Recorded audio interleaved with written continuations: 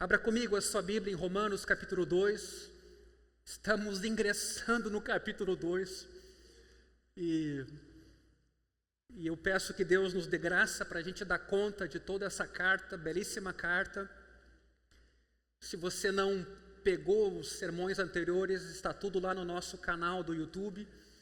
Faço questão que você acompanhe, porque hoje a gente tem uma Bíblia com capítulos, com títulos, subtítulos, mas isso não foi originalmente posto desse jeito. É muito perigoso a gente se deter em títulos e até em capítulos, rompendo contextos. Um exemplo disso, 1 Coríntios 12 para 13. Né? A gente faz ali um fatiamento. E na verdade é um texto corrido.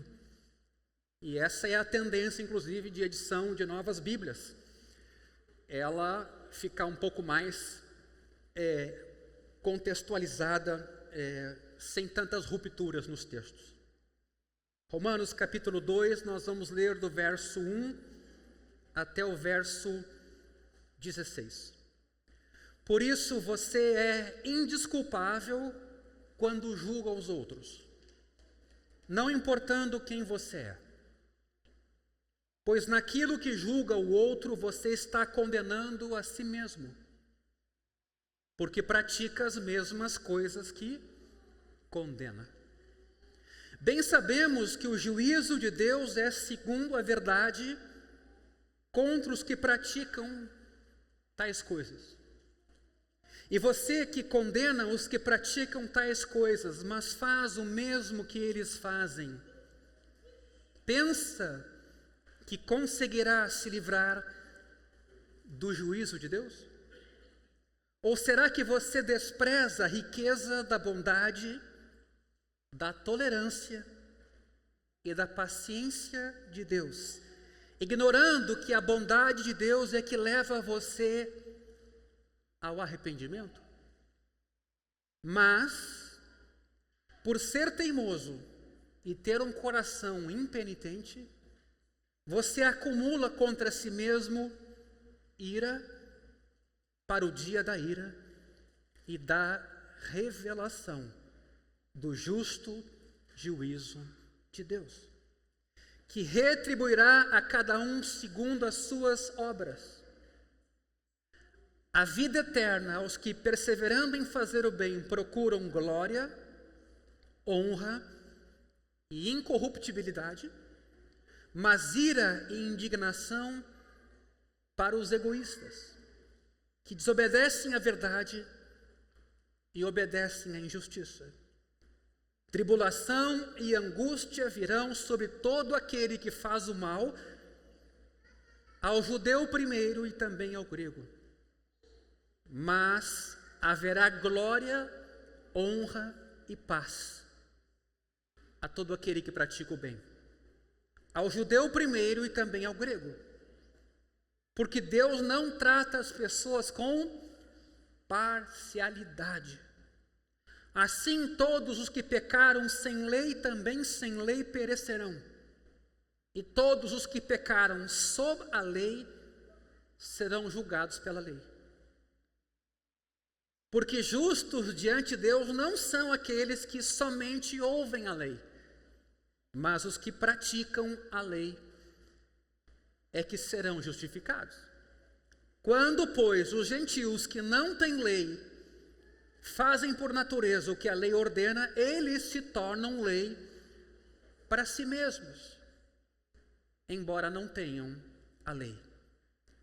Estes mostram a obra da lei gravada no seu coração, o que é confirmado pela consciência deles e pelos seus pensamentos conflitantes, que às vezes os acusam e às vezes os defendem. No dia em que Deus, por meio de Cristo Jesus, julgar os segredos das pessoas, de acordo com o meu Evangelho. Queridos,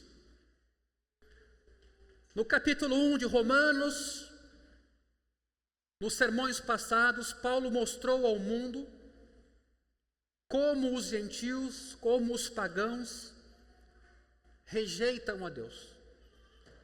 E como o pagão foi entregue à sua impiedade e à sua injustiça, que foi um caminho que ele escolheu.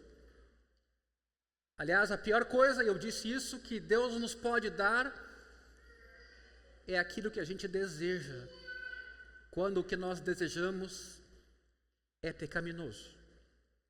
A crítica do apóstolo Paulo ao mundo e ao estilo de vida pagãos certamente receberia apoio vigoroso de qualquer judeu que agora ouve Paulo ou ouvisse Paulo. Porém, os judeus se considerariam, ao contrário dos gentios, isentos da condenação de Paulo. É como se Paulo não estivesse escrevendo para eles, pois eles se entendiam fiéis cumpridores da lei. Hoje, os religiosos ouviriam Romanos 1 exatamente assim, aspas, sim, claro que a ira de Deus vai cair sobre o imoral, o pagão, aquele que leva uma vida libertina. Nós, porém, judeus, temos a palavra de Deus e vivemos de acordo com ela. Portanto, Paulo, nós não estamos condenados. Pessoas religiosas darão a impressão de concordar com Paulo sobre Romanos capítulo 1, sem fazer uma autocrítica, sem se deixar iluminar, sem perceber que talvez o que Paulo escreveu tenha pertinência com a vida deles. E Paulo vai mostrar agora, no capítulo 2, que alguém pode estar redondamente enganado. Quantos aqui acham que podemos nos enganar? Mesmo como cristãos. Portanto, o versículo 1 chega como um balde de água fria para os religiosos. É um golpe de mestre de Paulo, eu diria, na sua forma de articular argumentos, na sua retórica.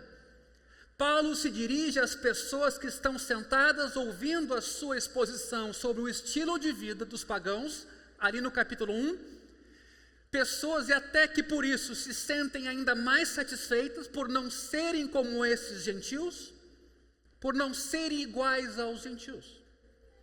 E Paulo de repente anuncia assim: vocês aí, vocês fazem as mesmas coisas. Sempre que julgam uma pessoa não religiosa, vocês estão julgando a si mesmos. Portanto, o fim do capítulo 1 de Romanos foi escrito para expor os ídolos das pessoas religiosas, tanto quanto os ídolos das pessoas não religiosas. Então, se entenda incluído nesse texto de Paulo como o endereço, o destino das suas recomendações, e eu já vou explicar melhor por quê. Segundo Paulo, ninguém vive de verdade à altura dos seus próprios padrões, porque muitas vezes esses padrões são mentais, ideais que a gente tem de certo, de errado, de bom e de mal, mas que são mentais e que a gente enxerga com precisão na vida dos outros. Veja o versículo 1. Quando julga os outros, você pratica as mesmas coisas que condena. Como assim? Lembre-se de que a maior parte da lista de injustiças de Paulo ali em Romanos 1, bem no seu finalzinho, e foram várias as características do pagão descrente. Se você olhar essas características, elas não afetam primeiramente atos, elas lidam com comportamento. Precisamos, queridos, olhar primeiro para o nosso coração antes de olhar para as nossas mãos. Por isso que uma reunião como essa é importante. Por isso que estar sob a palavra de Deus é importante. Porque normalmente nesse automatismo da vida a gente julga comportamentos, a externalidade do comportamento, mas a gente não busca as origens, a raiz, a nutrição desses nossos comportamentos. Então eu quero deixar essa frase para você, ficar com ela aí no seu imaginário. É preciso olhar para o coração antes de olhar para as nossas mãos.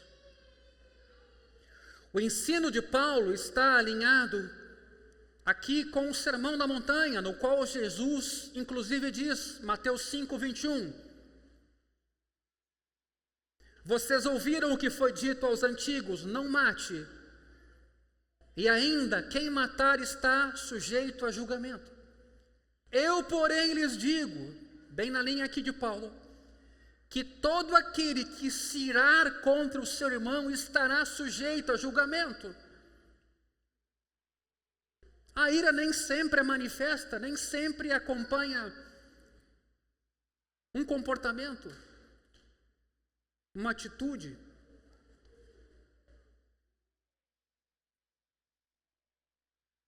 Para a maioria de nós não é difícil chegar no final do dia e dizer, que bom, não matei ninguém. Mas mais raro é a gente ser capaz de dizer com sinceridade, não tive raiva de ninguém. Não tratei ninguém como se não fosse digno de amor, de atenção, de compaixão. Pense no trânsito. Pense num oficial de justiça. Pense num parente. Pense num filho, na esposa, no marido. O que é matar? Jesus aqui então nos provoca a refletir. Por isso, o desafio que Paulo faz a você no versículo 1 é, ao ver alguém agindo com raiva, por exemplo, matando, o que você faz? Como você se enxerga como observador daquele ato? Claro, é certo ser alguém criterioso que julga todas as coisas, alguém que segue o veredito divino em relação ao que é bom ou mal, certo e errado. Do contrário, nós vamos cair num erro do versículo 32 de Romanos 1. Vamos aprovar quem pratica o pecado.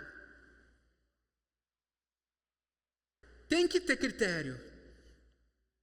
Mas atenção, o julgamento de Romanos 2:1, o sentido ali da palavra julgamento não é apenas dizer isso está errado, mas é acompanhar a palavra com uma atitude específica em relação ao outro. Basicamente, pensar ou dizer assim, você está perdido e eu fico contente porque eu sou melhor do que você.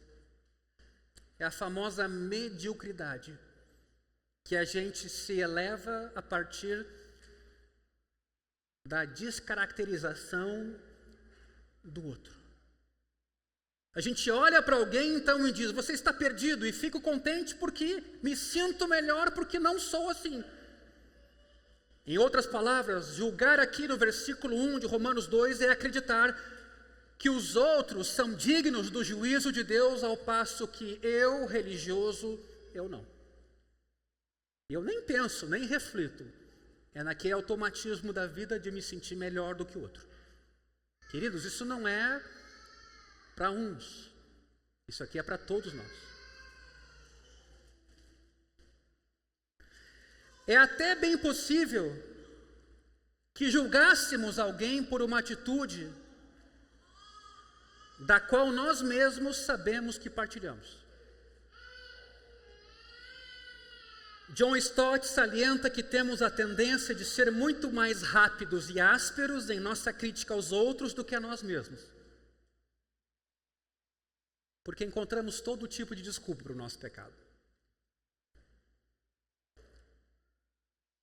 Aliás, às vezes pedir desculpa não é a melhor maneira de indicar arrependimento.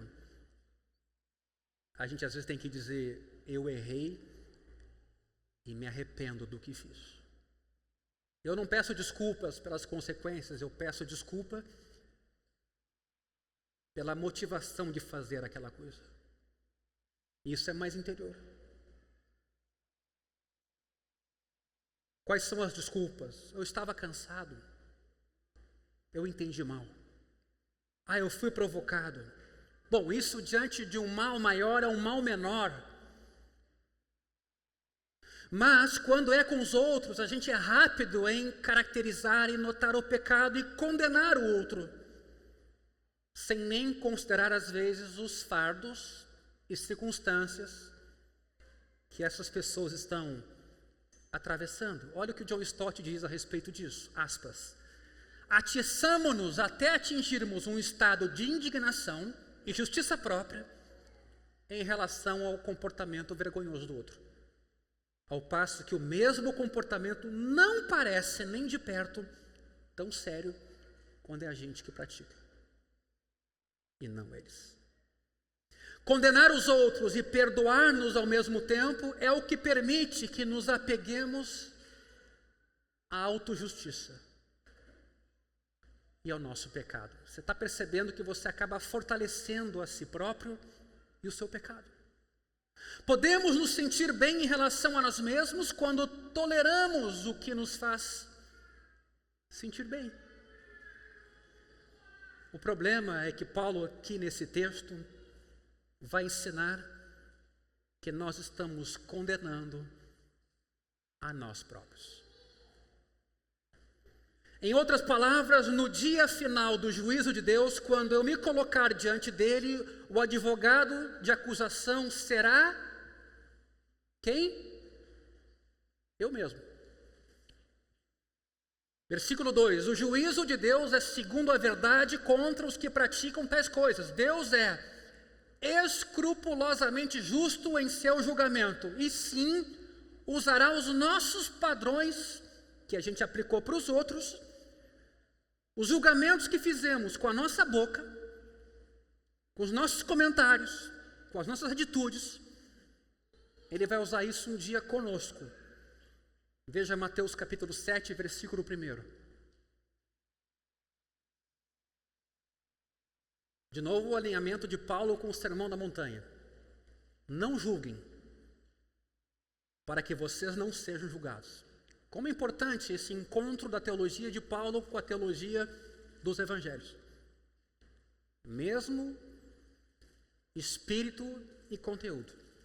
Pois, com o critério com que vocês julgarem, vocês serão julgados. E com a medida com que vocês tiverem medido, vocês também serão medidos. Por que você vê o cisco no olho do seu irmão, mas não repara na trave que está no seu próprio? Ou como você dirá a seu irmão, deixe que eu tire o cisco do seu olho quando você tem uma trave no seu próprio? Qual é a expressão que vem agora? A gente sempre usa isso para os outros, né? Hipócrita. Tira primeiro a trave do seu olho, então você verá claramente para tirar o cisco do olho do seu irmão. Está vendo aqui como o nosso aparato cognitivo pode ser afetado, mesmo como cristãos, quando ainda não lidamos com o pecado em nosso coração? Gente, julgar a verdade não é só um problema intelectual. Julgar a verdade também é um problema de coração. Tem gente muito menos culta que compreendeu coisas a respeito do Evangelho, que coisas complexas, inclusive, que gente cristã culta não conseguiu perceber. Isso às vezes é uma questão de coração, de humildade, de reconhecimento dos seus limites, do seu pecado. É a coisa que eu mais vejo hoje na vida da igreja. Nosso problema cognitivo não passa só por intelectualidade, é uma questão também de coração, de humildade. Isso é o que Francis Schaeffer, teólogo do século XX, chamou de gravador invisível.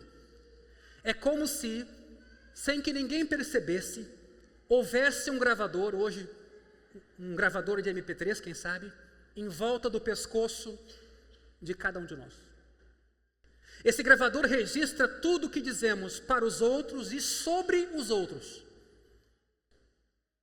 relacionado à maneira como esses outros deveriam viver. Então, no último dia, Deus, o juiz, tirará o gravador do pescoço de cada um e nos dirá: eu serei absolutamente justo. Eu vou apenas pôr a gravação no play e eu vou julgar você com base no que a sua própria palavra ou palavras disseram ser o padrão de comportamento humano. Coerência. Pense um pouquinho sobre isso. Quando você vê um problema na igreja, pense um pouquinho sobre isso. Coerência. Paulo indaga, versículo 3. Você pensa que conseguirá se livrar do juízo de Deus? Isso aqui deveria, no mínimo, dar um pouquinho de frio na barriga ou arrepio na espinha. Você pensa, porque é o que a gente pensa, que o que a gente falou, que o que a gente comentou, ninguém ouviu, ninguém sabe, mas não é só a fala é reveladora de coisas aqui dentro. E como a nossa vida é uma vida diante de Deus, corondel, o que realmente importa é o que Deus pensa a nosso respeito. Eu não estou dizendo isso porque eu imagino que aqui uns erram e outros não. Todos nós aqui erramos aqui. Eu estou dizendo isso apenas para você, quem sabe, nessa manhã, ir diante de Deus e reconhecer com as devidas palavras, com a devida confissão, sem meia culpa, o quanto você é um pecador. Ninguém na história seria realista para dizer: sim, se Deus julgar a mim com as palavras ou o padrão que eu emiti sobre os outros, eu estou livre. Duvido que a gente tenha a tranquilidade de imaginar que, se esse é o critério que Deus vai usar para nos julgar, que a gente vai se safar. Portanto, a religião cheia de autojustiça equivale também, assim como os pagãos, a uma rejeição a Deus. É uma rejeição do seu caráter. É uma compreensão equivocada de quem é Deus.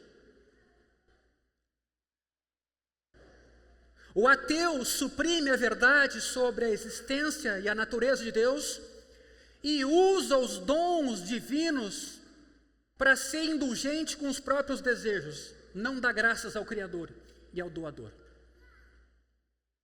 Essa religião manifesta um desdém presunçoso e arrogante pela bondade divina. Deus faz o seu sol nascer sobre bons e maus. O ateu diz: não, que nada, eu não preciso. Suprime a verdade de Deus e se entrega aos seus próprios desejos. É uma atitude que zomba da ideia da ira de Deus. Não reconhece a sua realidade presente, não percebe que o pleno e derradeiro advento da volta de Jesus só é retardado, 2 Pedro 3,9, porque o Senhor é paciente conosco e não quer que ninguém pereça. Veja a palavra agora bem no finalzinho: mas que todos venham a se arrepender. O que é arrependimento? Qual a diferença do arrependimento para um mero pesar e lamento das consequências do pecado? Isso é exatamente o que Paulo diz no versículo 4. Veja, Romanos 2,4.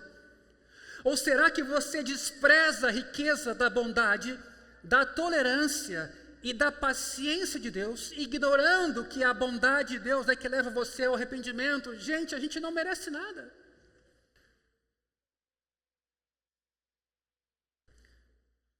A gente não tem razão de ter justiça própria alguma. Tudo que a gente tem foi dádiva. Mas ele agora está se dirigindo a pessoas religiosas como a gente aqui. Aquele que vai no domingo de manhã no culto. Aquele que tem justiça própria, reconhece a existência de Deus. Ele canta. Ele participa da liturgia. Ele é extremamente zeloso, como Paulo era.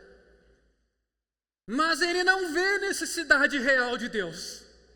Às vezes até ele está mais envolvido numa missão de fazer, como Paulo, mas talvez ele não percebe a necessidade de salvação. Ele está se saindo bem o suficiente sozinho, ele pensa. Ele tem um aparato, uma tradição de família, um zelo vigoroso. É o seu próprio Salvador. No fim, ele merece glória por si mesmo. E tem tanta gente pior do que ele. É a atitude da pessoa que aceita a ira divina sobre os outros, mas se considera completamente isenta. Não vê necessidade nenhuma de arrependimento. Nem faz ideia de que Deus está gentilmente retardando o seu juízo para nos dar uma oportunidade de nos voltarmos para Deus. Quantas esposas hoje oram para os seus maridos, oram pelos seus filhos, ou maridos que oram por suas esposas ou seus filhos, para que haja um avivamento ali, para que haja uma transformação ali, para que haja uma renovação ali.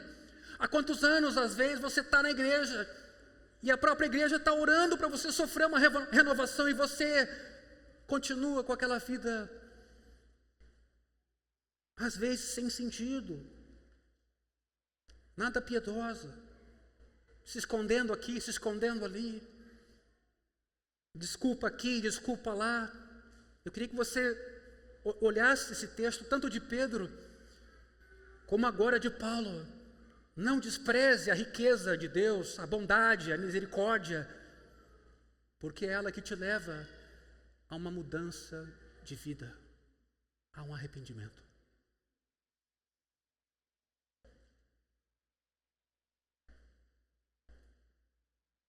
Deus retarda o seu juízo. Nos convida a nos voltarmos para Ele em humildade, invocando por misericórdia. Pois a atitude de impenitência, de reluta em arrepender-se, Paulo descreve aqui como um desprezo arrogante pela bondade divina. Não banalize a verdade de que Deus é bom e a sua misericórdia dura para sempre. Você está entendendo isso, meu querido? Você está entendendo isso mesmo? Sabe quando você tem uma esposa, um marido muito querido, muito bom para você e de repente, por alguma fatalidade, esse marido vai embora, ele morre e você tem que ir ao sepultamento e tem muita coisa para ser contada sobre esse homem ou essa mulher bons, mas ele se foi. E você não se deu conta de que você foi servido a vida toda. Mas você não serviu.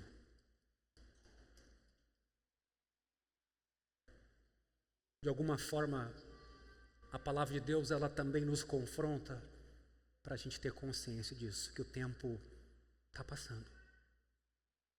E que esse retardo do juízo é bondade de Deus. Para a gente não ser presunçoso e arrogante, banalizando essa bondade. Por isso, Romanos 1 e 2 estão nos mostrando as mesmas duas pessoas citadas por Jesus na parábola sobre os dois filhos, em Lucas capítulo 15.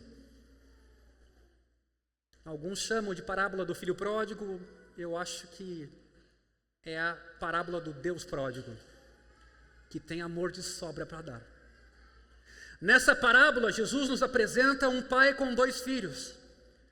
Há um irmão mais novo que ama o sexo com prostitutas, gasta todo o dinheiro do pai, ele é libertino, materialista, desobediente, frio, rebelde. Mas há um segundo filho, aparentemente obediente e dócil em relação a tudo o que o pai fala. Nunca saiu de casa. No entanto, a mensagem da parábola é que ambos os filhos estão perdidos. Não se engane aqui, meu irmão. Se você não tem essa leitura, ajuste aí a sua hermenêutica. Ambos os filhos estão perdidos. Ambos estão, olha a palavra agora, alienados do pai. Um geograficamente, o outro espiritualmente. Embora no mesmo teto. O religioso. Ambos precisam de salvação. Ora, Paulo está aqui dizendo exatamente a mesma coisa, mas agora num texto argumentativo. O texto de Romanos 1 trata dos irmãos mais novos. E Paulo diz, eles estão perdidos, condenados, adorando ídolos feitos por mãos humanas. O pecado, o tipo de pecado que todo mundo considera pecado, qualquer pessoa aí fora. Agora, no capítulo 2, ele se volta para os irmãos mais velhos em Romanos 2 e diz, vocês que se esforçam tanto para serem moralmente corretos e que pensam que Deus lhes deve alguma coisa, vocês não vão dizer isso, mas agem como se assim fosse, vocês estão perdidos. Nós estamos perdidos se assim pensamos. Deus tem que me honrar. Sabe? Olha tudo o que eu fiz na vida e olha o resultado que eu colhi. Como é que Deus me deixa na mão? A gente fala com uma facilidade de Deus, mas isso é importante também, porque isso é botar para fora quem a gente é. Daqui a pouco a gente se dá conta, opa, e a gente começa a blasfemar. Paulo afirma, em outras palavras, vocês são iguais, gentios e religiosos. Não se percebe nas traduções para a nossa língua, mas no versículo 5, quando Paulo escreve aqui sobre a teimosia e o coração impenitente ou que não se arrepende, Paulo usa 2 termos gregos importantes, esclerotes e ametanoetos, que na Septuaginta, que é a tradução grega do Antigo Testamento, sempre que essas palavras aparecem, elas estão associadas a gente culpada de idolatria. Interessante. Ou seja, a teimosia, o coração que não se arrepende, não deixam de revelar uma espécie de idolatria de nós mesmos, ou daquilo que a gente faz. Embora, preste bem atenção nisso, meu irmão, você que está há anos na fé, embora a obediência religiosa pareça piedosa, na verdade ela pode ser uma forma de idolatria. Eu sempre dei o meu dízimo. Eu nunca faltei um culto. Sei lá, quais poderiam ser as outras colocações que a gente faz ou que não faz, mas elas, ou esse pensamento, é que nos dá um tipo de garantia aqui dentro, de que é com base nisso que eu me sinto bem. Você está percebendo isso? Você está percebendo que é possível você chegar num culto muito alegre e num outro culto completamente derrotado, e muitas das vezes é porque o que você sente a seu respeito é o que define quem você é. Isso não é cristão. Você não está, inclusive, aqui com base definitiva no que você é, mas no que Cristo fez por você. Seja você um pagão miserável, seja você um zeloso, religioso, arrogante. Essas palavras, quando utilizadas no Antigo Testamento, as mesmas na tradução grega dele, muitas vezes estão associadas quando o contexto é de idolatria.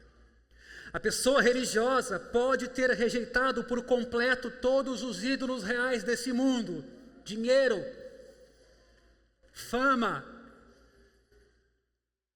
alguns tipos de poderes, coisas que a sociedade ao nosso redor, ela mesma reconhece como pecaminosas, estátuas, sexo, carreira profissional e assim por diante. Mas todos nós temos ídolos no coração.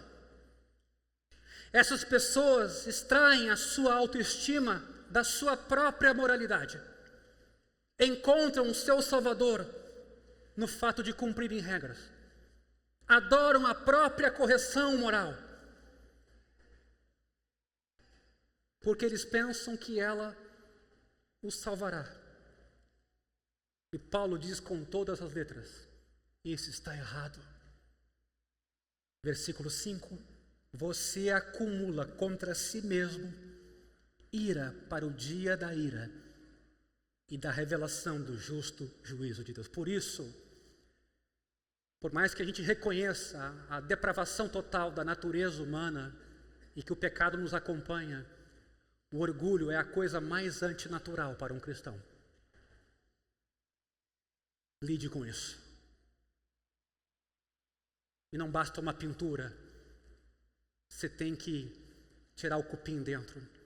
Você tem que, às vezes, trocar madeiras. Você tem que fazer tudo novo, a começar por dentro. Eu falo isso com muito amor nessa manhã. Não se iluda trabalhando aquilo que é só externo.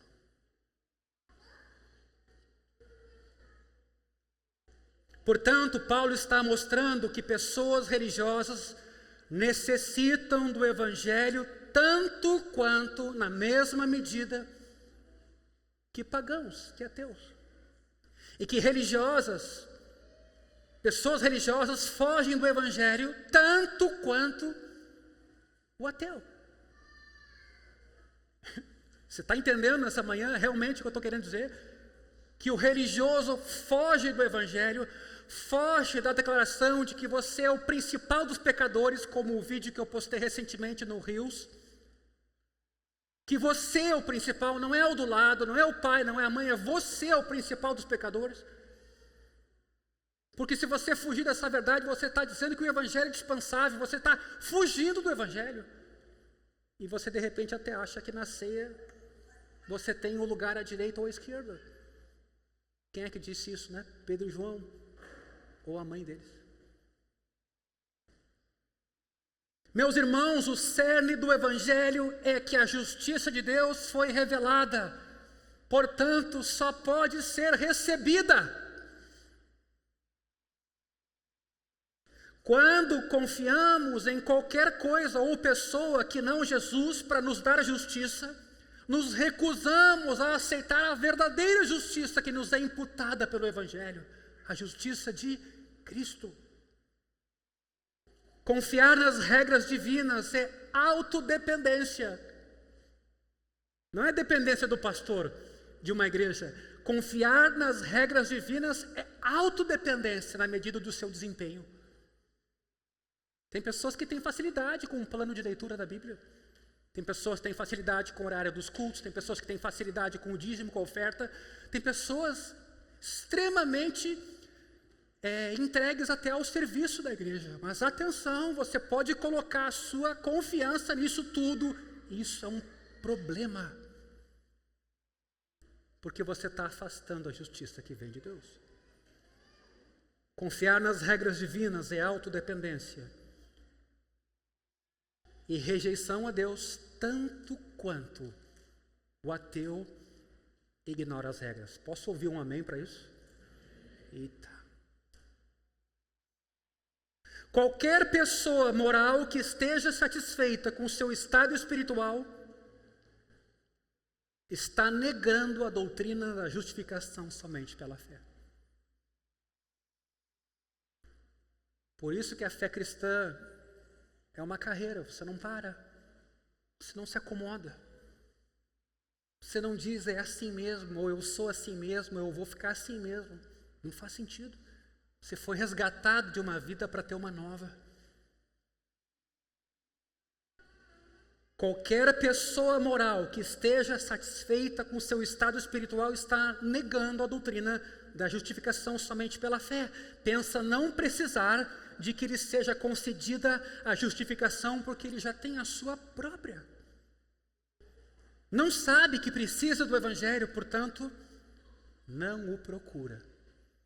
Você está percebendo onde o comodismo reside aqui?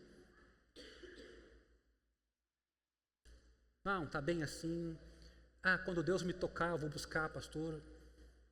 Quando Deus avivar meu coração, daí eu vou amar minha esposa como eu tenho que amar, aí eu vou cuidar meus filhos.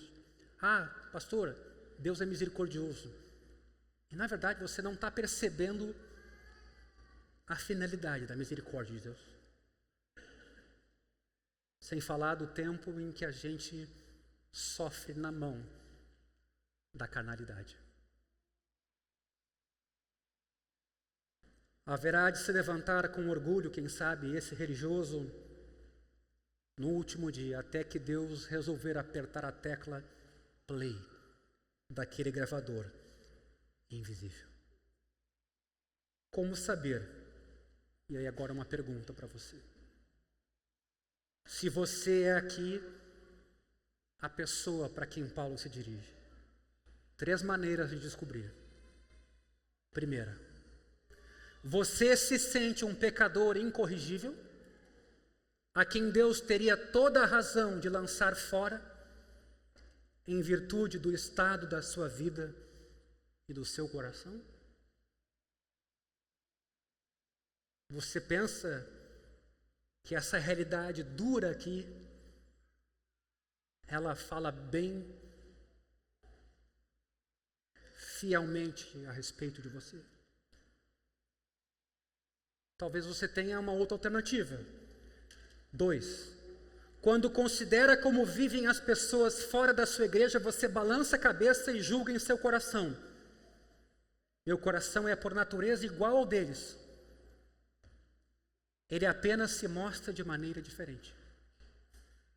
Como é que você se sente em relação ao ateu, ao não cristão, ao bruxo? Como é que você se sente diante de Deus? 3. No fundo, você pensa que não existe nenhum gravador de MP3 ou que é capaz de encarar o próprio julgamento quando a gravação começar a ser reproduzida.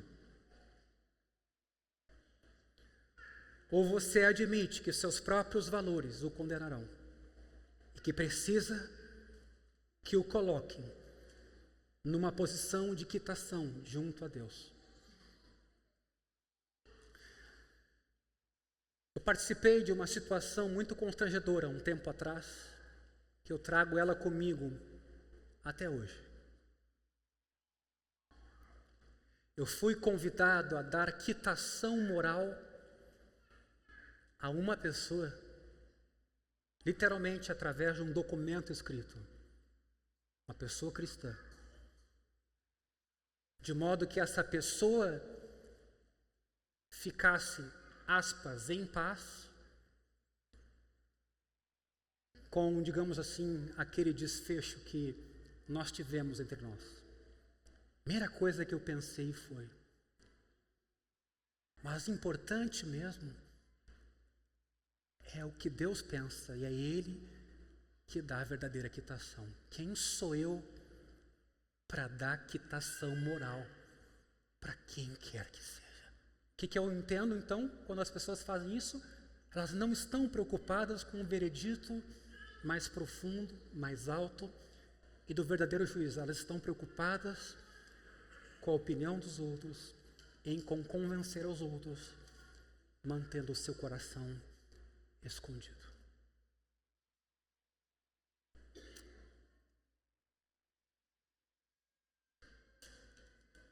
Por fim, queridos, pensem com cuidado sobre as respostas que vocês dariam a essas perguntas.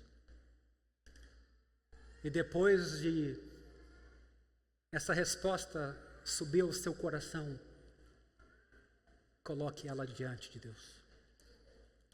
Quais os pecados que você tenta justificar em si mesmo, mas condena nos outros? Por que para você é justificável e para os outros não é? 3. Como você usaria esses versículos que acabamos de ler para falar a alguém que pensa que porque é moralmente correto está salvo? Você sabe disso? A igreja tem pecado um bocado nos dias de hoje, de modo que algumas pessoas sequer imaginam visitar um templo evangélico. Claro que há outros motivos para tanto, mas quantas são as vezes em que a gente vê, no sentido moral, pessoas não cristãs ou mesmo ateus, militantes, com uma moral de dar inveja no sentido positivo a cada um de nós? Será que a gente entendeu a graça de Deus? Será que a gente entendeu a misericórdia de Deus, que nos impulsiona ao que? Ao arrependimento e não à complacência, e não ao comodismo? Sim, ao mesmo tempo, essa graça nos dá certeza, coisa que é um pouco diferente dos católicos, né? Graças a Deus, a reforma recuperou isso muito bem. Justificados, pois, mediante a fé, temos paz com Deus por meio de Cristo. É uma obra acabada. Então, o cristão não fica com medo de perder a sua salvação. Pelo menos o cristão protestante. Mas agora, o exercício que a gente fez depois disso é: temos lidado bem com esse Deus bom, misericordioso, que quer nos levar ao arrependimento, ou a gente carrega muita virtude que dá a medida da nossa justiça diante de Deus? Isaías diria assim: é trapo de imundícia. Isaías, quando lida com a justiça humana de cada um de nós, e falando ele para o seu povo, Israel, um povo religioso, ele diz: aos olhos de Deus, a justiça de vocês é um trapo de imundícia. O que é a ceia? Ao contrário de algumas igrejas, a ceia é para pecadores. Para aqueles que são e se reconhecem pecadores. Qual a habilitação para você tomar a ceia? Você se reconhecer como tal e saber que só Jesus salva. Não é se a tua semana foi boa, não é se você é um cara exímio em boas obras, não tem nada a ver com isso. A consciência para se acercar dessa mesa é saber que você, por mérito próprio, não pode comprar o ingresso, mas alguém pagou para você entrar. E deu a si mesmo, seu corpo, seu sangue, para você ser salvo pelo corpo e sangue de Cristo. Não é você que se alimenta, você recebe o alimento. Você ganha. Porque às vezes a gente não tem sequer consciência da nossa desnutrição. E aí a gente tem que ver Jesus falando com Pedro: Pedro, você me ama mesmo? Tem certeza, Pedro? Mais do que os outros? Como tu tinha dito, né? Ainda que todos te deixem, eu jamais. Pedro, tu me ama de verdade? Eu gosto muito da terceira pergunta, porque com ela vem um comando importante. Pedro, você me ama? O Senhor sabe que eu amo. Pois então, Pedro, vai e apacenta os meus cordeirinhos. Ah, meus irmãos, que Deus nos ajude, inclusive, a nos amarmos uns aos outros, percebendo a necessidade que nós temos de ser amados, salvos e redimidos. Como Deus tem paciência conosco, como Deus tem misericórdia de nós, como a gente é dependente da graça de Deus. Baixa a tua cabeça.